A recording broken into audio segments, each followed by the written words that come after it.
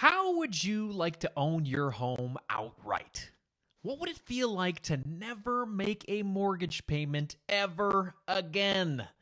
On our Mortgage Freedom series today, we're going to interview someone who paid off their mortgage at 32 years old. And now he and his wife have a lot more money to enjoy.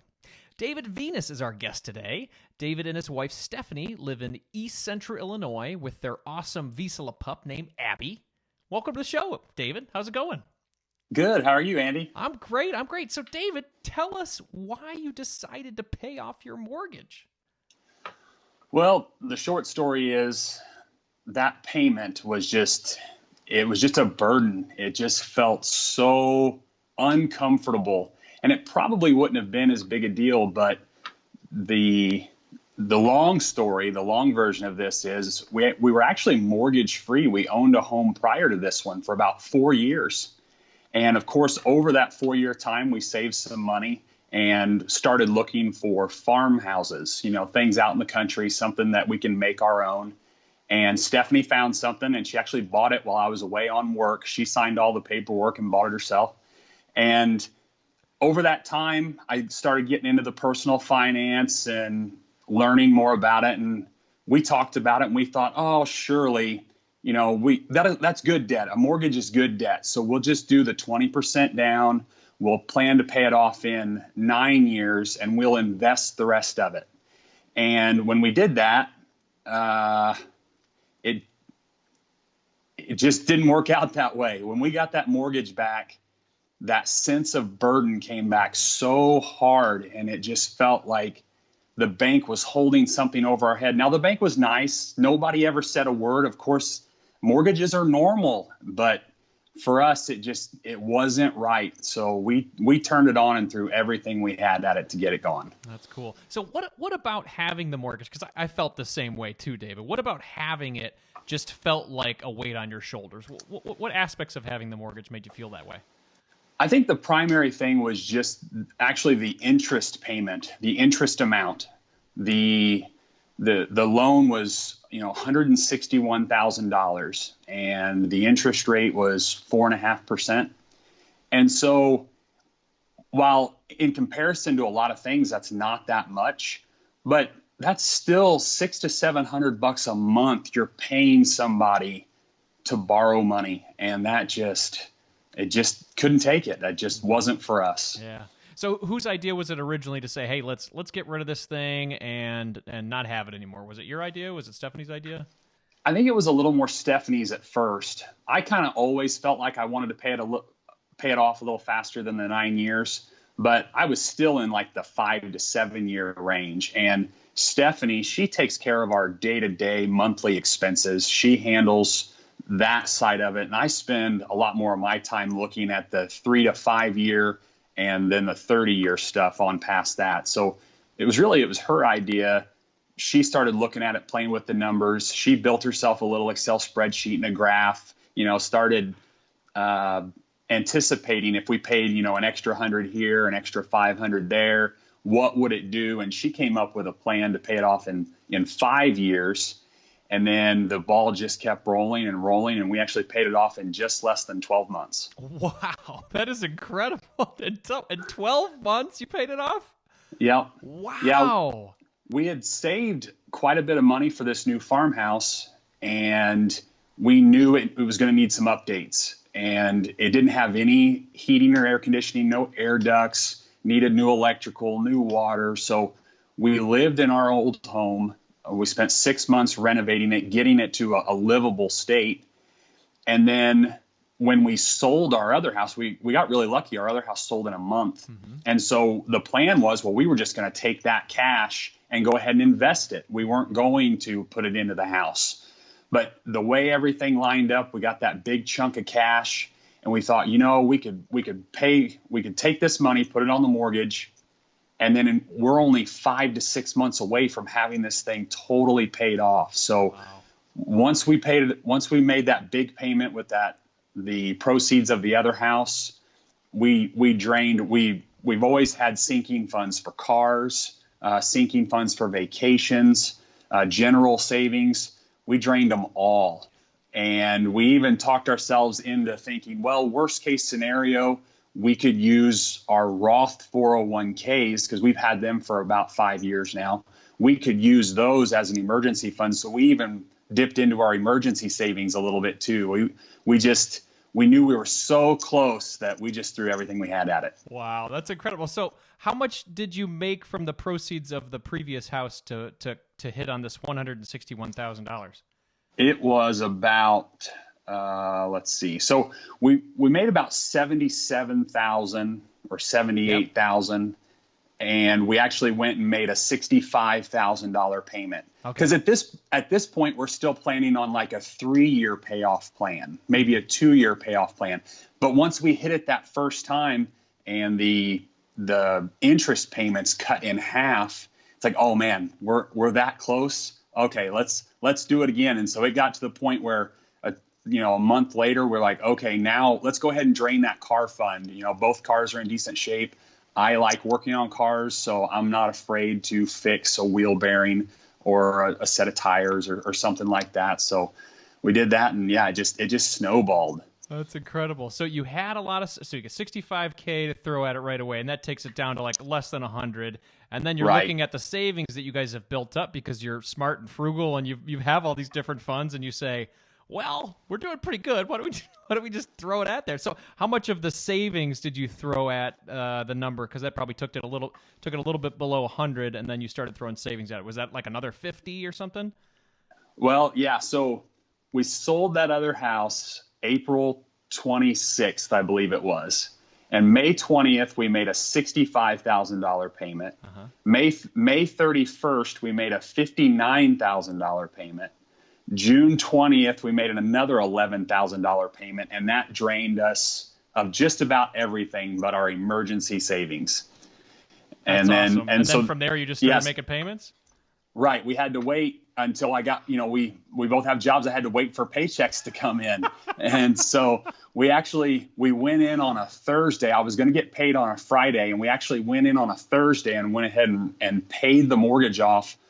But I needed the money from the check that was coming the next day. So we were banking that banks were still as slow as they always were, and they were. So it worked out. Oh, that is hilarious. So you finished paying off your mortgage before you had enough money in your checking account to pay off your mortgage. Yes. I love it. That's so cool. Wow, that is a hero story, man. Thank you so much for sharing that with me. And I love it. So I have so many questions. Okay, so what do you guys do for a living? Just so I'm understanding, to help people understand what you guys do. Yeah, so Stephanie works in the billing department of a alarm and monitoring company, and then I work for a large oil and gas company, a pipeline company. In fact, my company is the primary supplier of natural gas for the city of Detroit. Oh, that's great. Well, thank you very much. I appreciate that. No problem. No problem. Think of me in the winter. We do, my friend. We do. We love our natural gas here in the wintertime in Detroit. Absolutely. So, David, talk to me about how you guys got in this mindset of developing all of this savings beforehand. What triggered in your life where you said, hey, I need a car fund, I need an emergency fund, I need all these funds to make sure that I'm taking care of myself in the future? How does somebody get into that mindset so that they are prepared for a moment like this in their life? Well, Steph, she's really the one that started that. She's always been a saver, a hard worker. When I was growing up and I got my first job, I wanted to work on cars. I wanted to be an auto mechanic. And I don't know if you know this, but auto mechanics, their prized possession is their toolbox. And so I had a bunch of money tied up on credit cards in toolboxes. I couldn't seem to get it through my head that you got to pay that credit card off when you use it for breakfast, lunch, and dinner. Like, that stuff adds up. And she had tried to talk to me about it, but I don't know. I guess I didn't really get it. And I worked for 2 years at that dealership and was really struggling to make ends meet. It just wasn't my style of work. I got real fortunate to get the job with the oil and gas company. And I was living on my own for 6 months. We moved from southern Indiana to Bloomington, or to central Illinois. And and Stephanie stayed over at over in Indiana. So I'm by myself for 6 months. And at that point, we're starting to transition bills to the new place. I open a credit card bill, and that's when it finally hit me. It's like, what in the world is this? And of course, Stephanie says, I've been trying to tell you for 2 years. So it really was her. I think, we've both heard that women, they're nest makers, they're homemakers. They have that real strong security gene. And, that really, wanting to take care of her, that really, I guess, affected me. And then by getting this new job, I wanted to work so hard. I wanted to prove myself that I deserve this job. I've earned this job. I can do this job. So I think all of that kind of combined of, okay, I'm 21 years old. I'm still relatively young. I've got time to turn this around. And that's exactly what we did. I love that. I love that story. I love that story of partnership. Also of, hearing your spouse out but then coming to it in your own way. Like, yeah, I heard you, but then I needed to see it on paper in front of my face to say, yeah. Absolutely. Yeah, that's how we work, right? That's right. Absolutely. This is a great idea I have, honey. I've been telling you about that for years, man. Oh, yeah. I've heard that more than once. Well, let's talk about, so you said that you drained the savings and you started to even touch some of the Roth money. Were you guys worried about not having that cushion or not investing in the stock market during this time, or was it such a short period of time that it didn't really bother you? Well, so actually we never had to get into the Roth. Okay. And we told ourselves that if we had an emergency that was more than what we had left in our emergency, we could dip into that Roth. But we actually still contributed to our Roths and our 401ks the entire time. We didn't back off a bit. And there was a little bit of argument or conversation between her and I about the 401k and the Roth savings, because we don't max out our 401ks. Mm-hmm. And I was having a little bit of a rough time at work, just not, I guess the fire movement got to me a little bit. And so I was struggling a little bit. I was trying to talk her into, hey, why don't we start maxing out these 401ks instead of doing this? And she brought up the point of, you got to live life now too. And she said, besides, don't you spend a ton of your time planning and forecasting and how are we going to make it? It's like, well, you're right. Because I've built my own Excel spreadsheet with my own Monte Carlo simulation. It runs 1,000 simulated tests, and it takes about 3 minutes for it to actually compile everything. And I've done it hundreds and hundreds of times. And we're going to be fine if we never get raises, if inflation is 3.1% and we use 2% less than what the S&P 500's return has been over the past 106 years.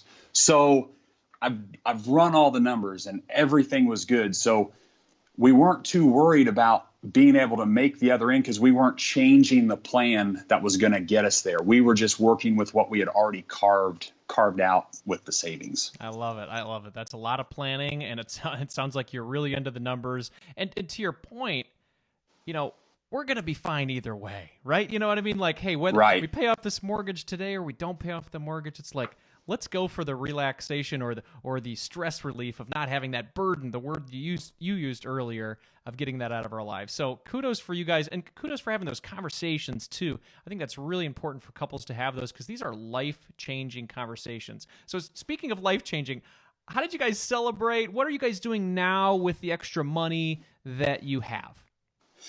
So first thing is Stephanie's really been wanting to go to Hawaii. So we just booked a trip last week. We're going to Hawaii this December, getting out of the cold weather and going and spending 8 days out in Hawaii. So we're both really looking forward to that. It'll be our first time. And yeah, super excited.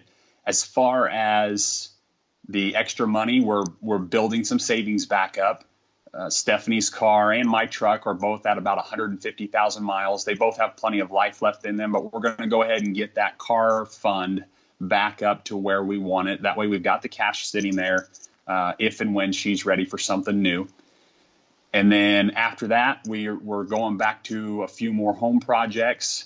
And I am still kind of a car nerd. I still like cars. So I'm looking forward to maybe getting a new to me truck, a couple-year-old truck, and doing some performance stuff to it. What's like the truck? Tell me what the truck is that you want to get. Well, it's just a basic. It's an F-150, just a regular Ford F-150. But I want a crew cab because I have a work truck, so my personal truck doesn't get driven a whole lot. Once every couple of weeks, maybe once a month. But we go to see family with it that lives about 90 miles away. So I got to have something that I can throw everybody in, all of our stuff in, be super comfortable. But I don't want just any truck. I want my truck. So I plan to do some performance upgrades and make it get from A to B really quick. That's awesome, man. That's great. I love that, and I love how you guys are going to Hawaii to celebrate and then making some fun future plans. So there's somebody listening right now that's saying, I want to pay off my mortgage, man. This sounds great. What advice would you have for them if they wanted to start today to try to figure this out? So the first thing is, it kind of comes back to that 401k and the Roth stuff. We automated that system for us, I don't know, 5 or 6 years ago, really made it where all that money is coming out before we even see it. And we coordinated it with raises, with bonuses, with, changes to the regular payment. And we always budget for 2 paychecks a month, even though we're going to have a couple of months every year that has a third paycheck. So setting everything on automatic, on autopilot, it really makes a difference. It sounds so simplistic and everybody says that, but it really is the case. If you set that stuff up before you see it, and then you go ahead and set it up to increase your contributions or increase your savings rate before you even see it at a raise, I mean, that makes all the difference in the world. And kind of continuing with that thought, we used to set goals for ourselves. Okay, we want to save this much money this year. And then we would hit that goal in September. It's like, well, I wasn't that conservative with my numbers. How did we get there? And so we've learned now that whatever number we think we can hit, we go ahead and up it by 15 or 20%. Like, we go ahead and throw that goal out there because I promise you, if you want it, you'll get it. I mean, something will happen and that you never expected, and you will get there. So don't doubt yourself. Go ahead and set that goal out there just a little bit farther. And even if you don't hit your new goal, I promise you, you're still going to hit the goal you thought you could get, and probably still a little bit more. I love it, man. That's great. That's very motivating, and it's such a true statement, too. If we make some aggressive goals, not way too far out there goals, but goals where you feel like that's aggressive, I think as you're saying, you get there. So, David, I know that you have a lot of information to share. If you're open to it, where could people connect with you if they had any questions for you? Yeah, so really, I don't do a ton of social media, but I am on Facebook a couple times a week. I usually try to check out what kind of dad jokes are in the Stacking Benjamins basement. It's pretty funny. But yeah, so you can absolutely hit me up on Facebook. And that's really about all I do as far as the social media stuff. Excellent. Cool. Well, David, thank you so much for sharing with us today. This is an awesome story, and I really think it's going to inspire some people today. So thank you very much. I appreciate it. Well, thanks for reaching out. Have a good evening.